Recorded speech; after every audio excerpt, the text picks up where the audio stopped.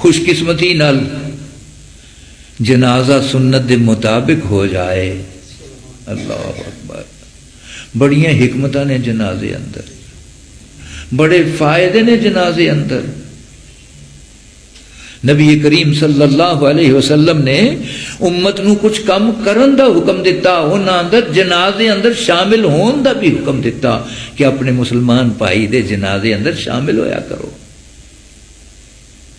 شامل ہون والے نو بھی اللہ انعام دیندا ہے تے جدا جنازہ ہے او دے تے بھی اللہ رحمتہ نازل فرما دیندا ہے. جنازہ کی ہے؟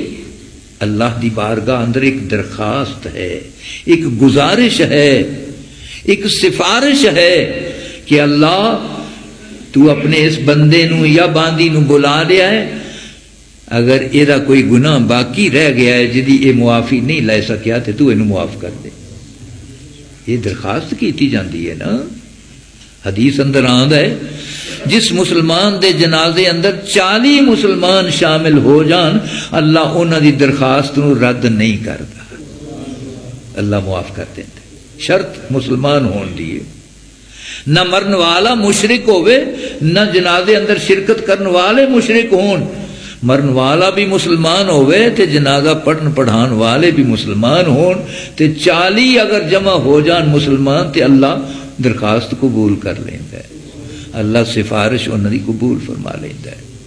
جنازہ فرمایا جنازہ جس ویلے سنت دے مطابق ہو جاندا ہے. اور ایک صحابی رضی اللہ تعالی عنہ انہاں دا واقعہ آندا ہے کہ انہاں ایک جنازے اندر نبی کریم صلی اللہ علیہ وسلم کو جس ویلے دعاواں سنیاں نا تے بیٹھ کے حسرت نال کہہ رہے نے کاش کہ میری میت ہوندی تے یہ دعاواں آپ میرے تے پڑھ دے. سانو تے اج پتہ ہی نہیں لگدا جنازہ شروع کدوں ہویا ہے تے ختم کدوں ہو گیا.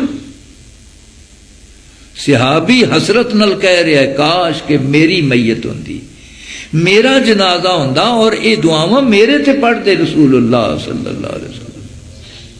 اور انہاں دعاواں اندر ایک دعا یہ بھی ہوندی اللہم ثبتہ بالقول الثابت فإنہ یسأل الآن. اللہ اسی اینو دفن کر کے واپس ٹرنا ہے تے یہ کولوں تیرے اس نظام دے مطابق کچھ سوال پوچھے جانے نے، اللہ انہوں سوالوں دا صحیح جواب دین دی توفیق عطا فرماویں، انہوں ثابت قدم رکھی.